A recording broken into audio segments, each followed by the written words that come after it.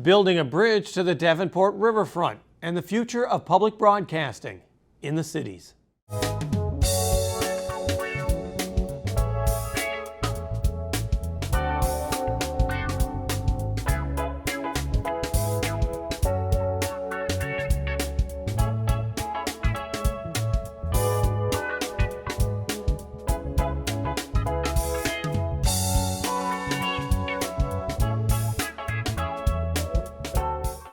The cities is getting ready for Red, White, and Boom, but there's another attraction downtown that is quickly coming together.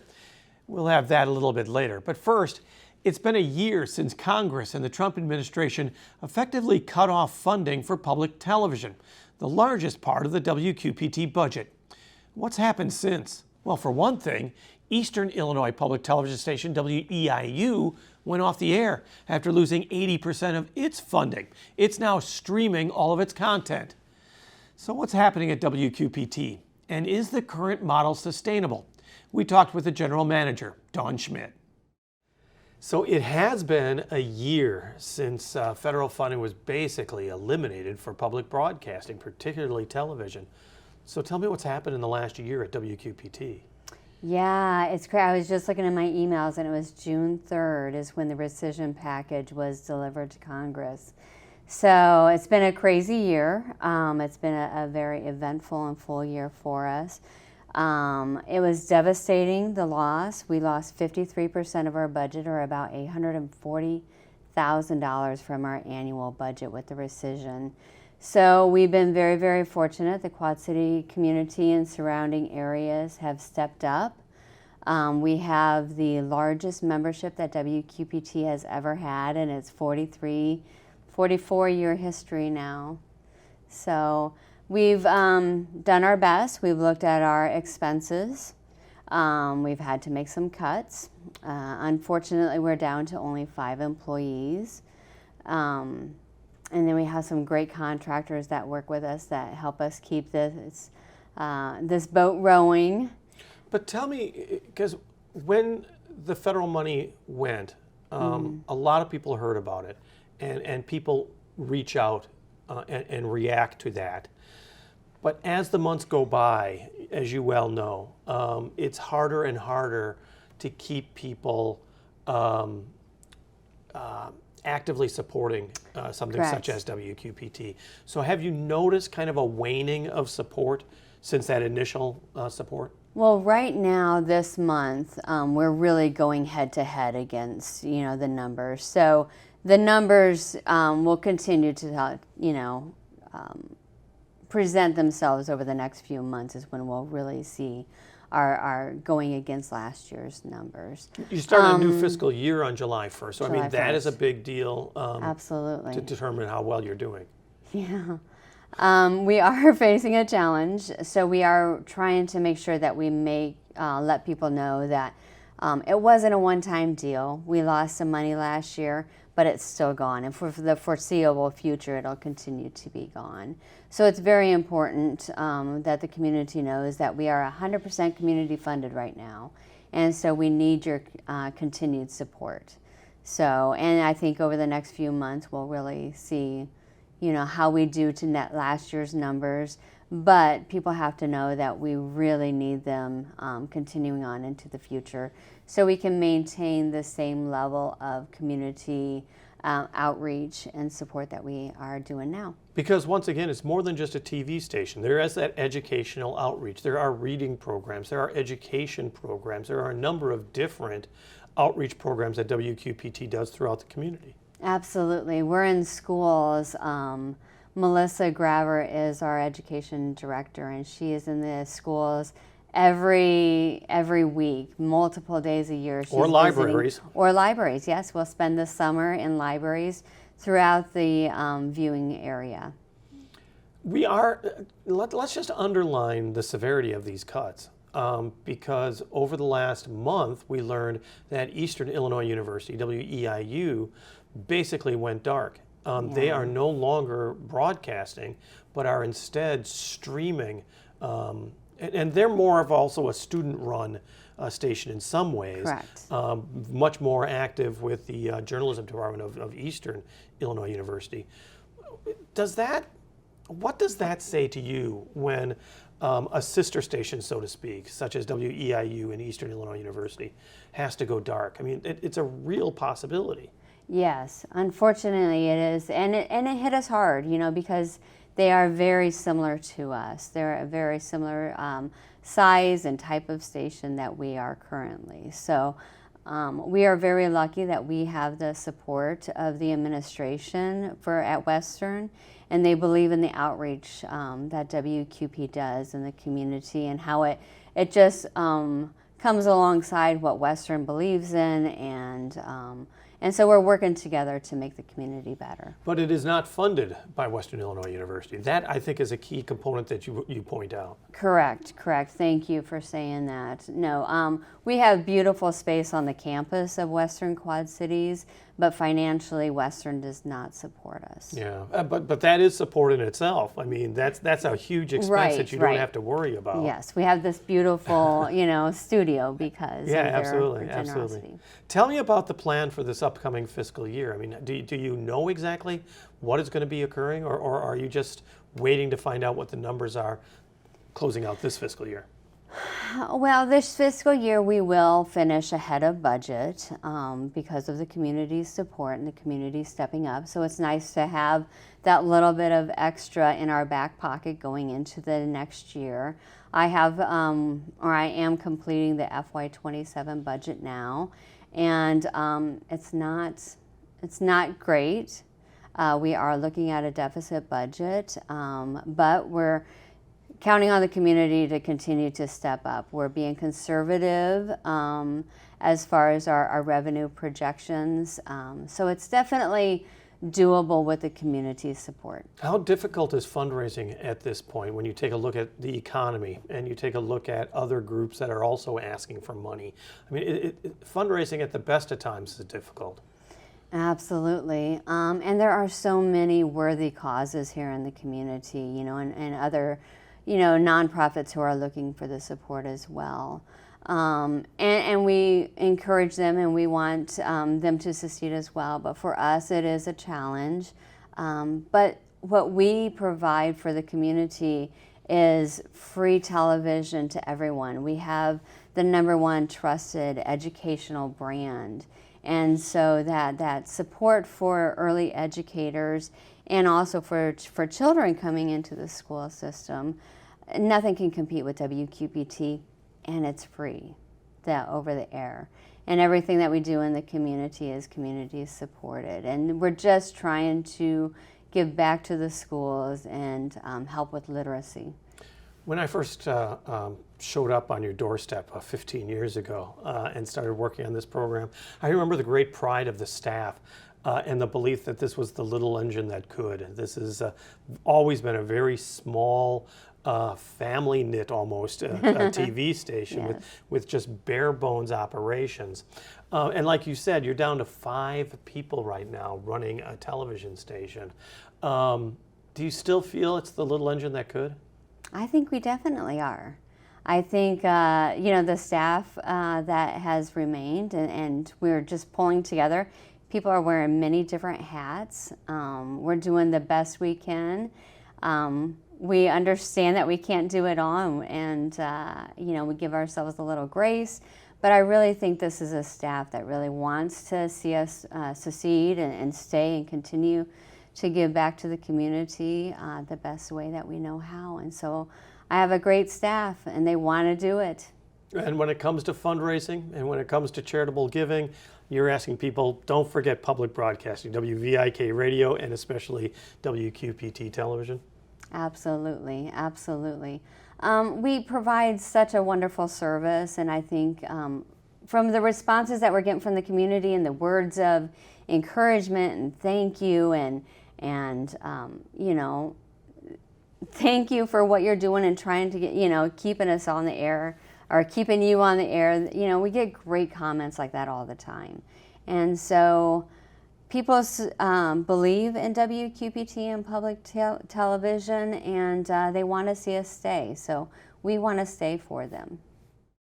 Our thanks to WQPT General Manager Dawn Schmitt. Just ahead, getting ready for Red, White, and Boom. And while we're at it, let's look at some of the 4th of July related events in our area, thanks to Visit Quad Cities.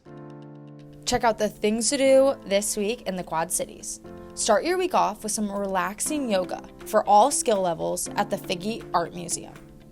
Next, enjoy a celebration of America's 250th anniversary with a movie, hot dogs, and karaoke. Continue the America 250 celebration by watching a dazzling fireworks display launched from the Mississippi River. Then, enjoy celebrations and a parade. You can expect activities, food, music, and so much more. Finally, experience Sunday Fun Day on the patio. Listen to live music and enjoy the nice weather. For more events like these, check out our events calendar at visitquadcities.com. The Cities is known for its bridges, but its newest is one being built as part of a transformation of the Davenport riverfront. And it comes as the area is set to celebrate Independence Day with Red, White, and Boom. We were joined by the executive director of the Downtown Davenport Partnership, Kyle Carter. Main Street Landing, the bridge that's now up, is standing. I mean, this is really a transformational, exciting time for the heart of Davenport. Yeah, I mean, the riverfront's obviously been on the to-do list for a very long time. Oh, yeah. This particular portion of it that the city's completing right now will connect downtown to the new play area that's underway. The scale of it, I think, is still just a lot larger than people realize, and it's very exciting to see it come together. The scale is much bigger than I realized. Yeah. I mean, you take a look at some of the architectural drawings now. This is going to be a major gathering point. Yeah, height is something that I think people will start to appreciate once they physically are there. You know, the scale of the play area itself is much like what you'd see near the Bean in Chicago with the just huge scale of the playscapes. When you're standing out there, just even today, it looks amazing. The view of the river is completely different than what you get anywhere else. So just nice to see that project come along and something that's been on the to-do list. And you know, we're just ready for the next phase. How do you think that's going to change downtown? I mean, it's really going to be a draw. Yeah, it's very family oriented. So once that's done and people like get their hands on it and can touch it and feel it, I think they'll realize like how many families are going to be drawn to that every day, which inevitably people will come and cross into downtown proper over time. But you have to have an activity that is just special enough that someone's going to go out of their way to make sure that they travel there, and I think this will get people's attention when it's all said and done. I think it was interesting that you pointed out the Chicago Bean, and that it's Millennial Park, I believe is what it's called, and it's an area that people from around the world, but definitely around the nation, and definitely from the Midwest, they congregate there. Well, there's a play area specifically that's adjacent inside Millennium Park. That particular part is what we're talking about, where you've got, you know, slides that are 3 stories tall, and, you know, just it's very specific in what we're trying to do there.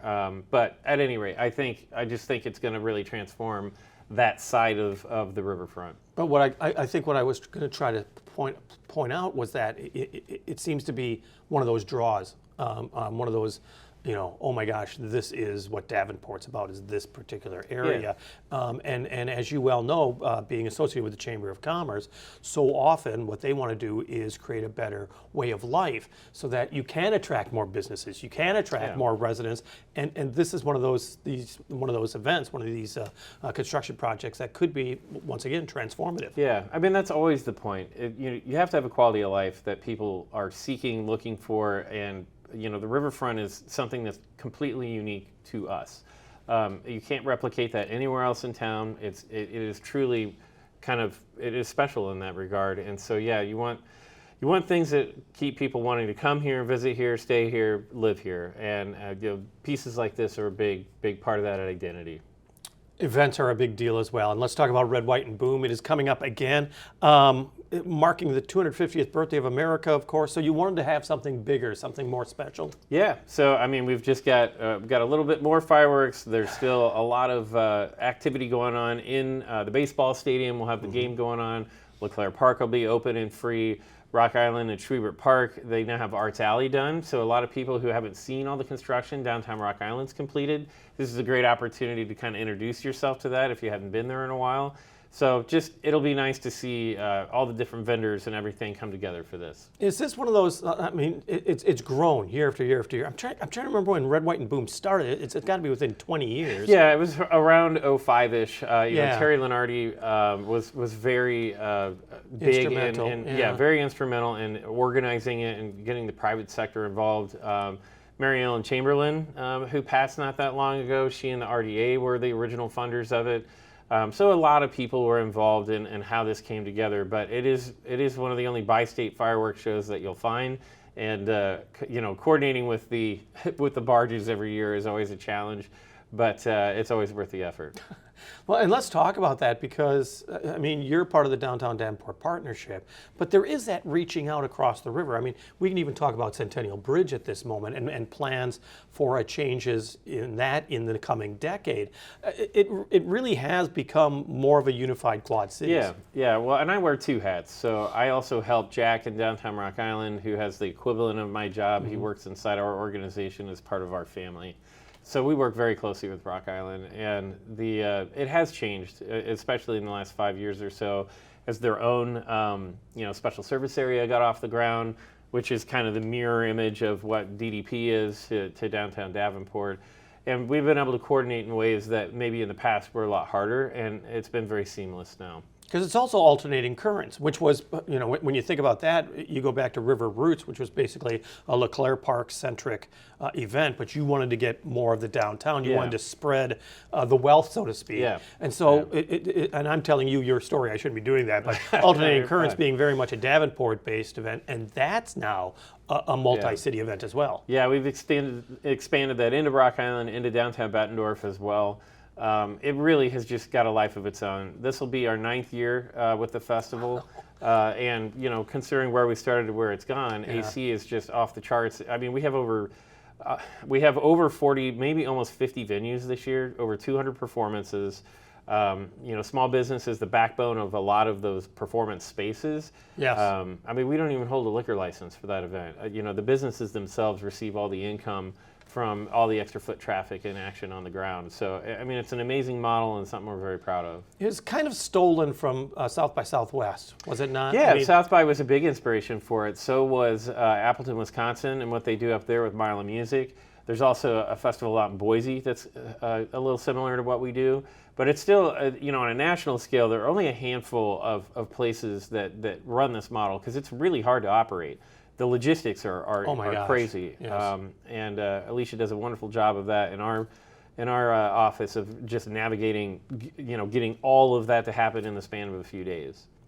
We now are seeing the one-ways slowly be removed from the heart of Davenport. 4th, is it?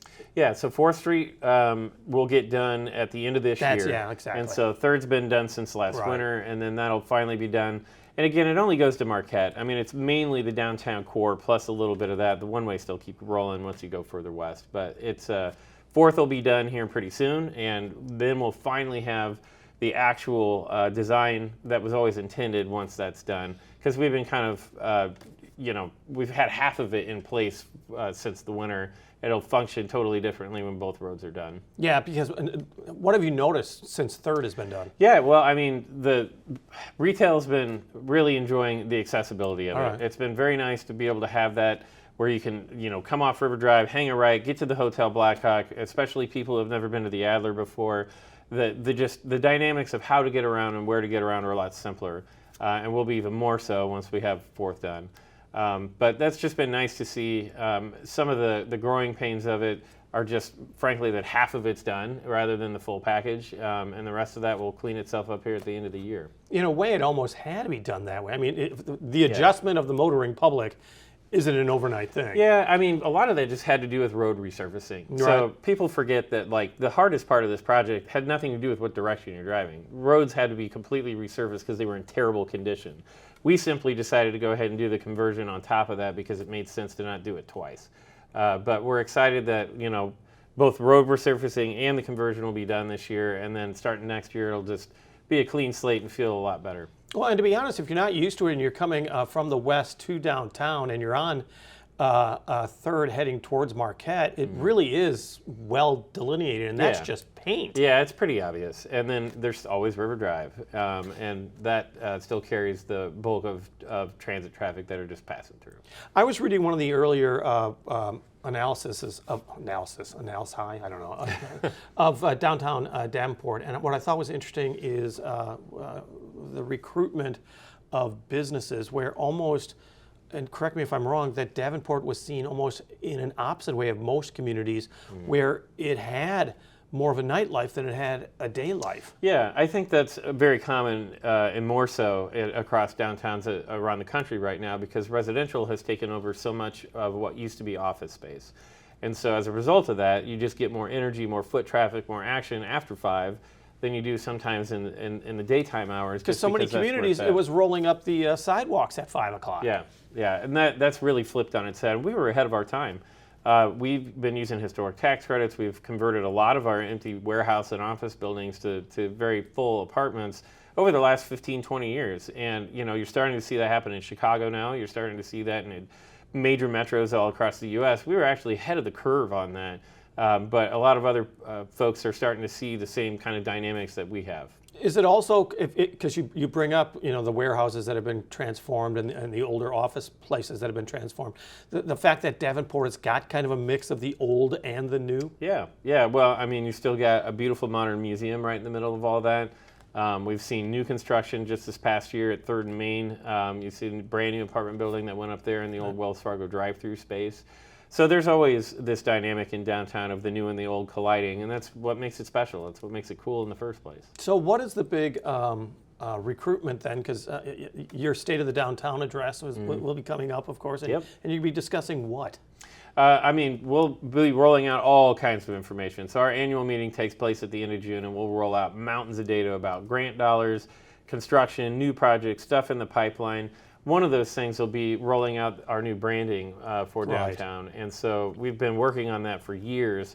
And so we'll do the big reveal at the annual meeting, kind of a new color palette, a new design, new look for both downtown as a whole and DDP too. But it's exciting and a long time coming. Because when I think of myself coming here about 30 years ago, the downtowns really were, I don't want to say dead, but they were just limping along. Yeah. There wasn't this great deal of attention. And the Chamber, as you have pointed out, has really organized, these hubs in Moline, in Rock Island, in Davenport, in Bettendorf, but still, as you said, working together. But I mean, there's been a real transformation in the downtowns over the last few decades. Yeah, a lot of that is due to the work of the private sector in concert with the public sector. That's what place management in our industry is all about. We manage taxing districts that are unique to their geographies, where we're taking extra dollars property taxes are being generated in and applying them and governing with the public sector. It's a very unique model. It's something that you see around the country, and our district actually is going to turn 50 years old next year, and we'll celebrate that more next year, but I'm looking forward to seeing that come around the bend. It's a big deal, and you're starting to see it all over the Quad Cities. Because you bring up the figure, you think of the River Renaissance, as it was called, some 20, 25 years ago, which really kind of sparked a new attention to the downtown. It did. That River Renaissance was the turning point where we really started to see the energy start to work, where you built the Figge Art Museum, River Music Experience, 2 parking ramps, the Sky Bridge. There was the Adler got redone at that time. The New Ventures. Yeah, New Ventures got built, which is where our office is today. So just that pushed a level of energy that brought the Hotel Blackhawk here, and that renovation happened shortly on the heels of that, which then begot more apartments and housing. I mean, this stuff happens for a reason. It's not accidental, and it takes years to piece these things together. But you can draw a straight line from River Renaissance to what we see today. Well, once again, Red, White, and Boom is coming up. A perfect family event, and it's not just the fireworks.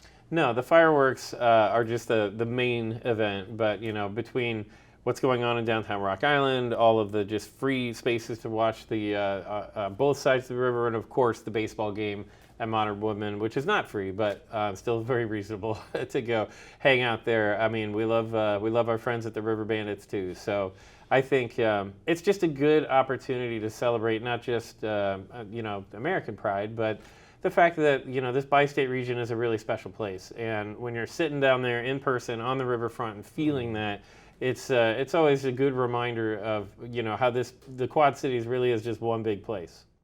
Our thanks to the Executive Director of the Downtown Davenport Partnership, Kyle Carter. We're continuing to celebrate the 250th birthday of the Declaration of Independence by celebrating the civic spark in many of us. That's what showcases the reason that we work so hard for our community. Well, we asked Alexandra Elias, Executive Director of Renew Moline, about her civic spark. So I think for me, I grew up in Davenport, and my father had a retail shop downtown. And I watched, during the farm crisis, I watched downtown die. I mean, I used to shop for school clothes downtown at Peterson's when it was downtown, and I loved being downtown. My parents are New Yorkers, and so I loved being downtown, and I watched that die. And it wasn't until I got to graduate school in city planning that I started to piece together why that happened, and then how people were putting downtowns back together. And so I really, by accident, found my niche in the world, and found a career that I'm super passionate about. And I really and truly believe that this is a career in city planning that really affects everyone's lives and really can make everyone's life just a little bit better, because downtown is for everyone. Our thanks to Alexandra Elias, Executive Director of Renew Moline, and her civic spark. On the air, on the radio, on the web, on your mobile device, and streaming on your computer. Thanks for taking some time to join us as we talk about the issues on the cities.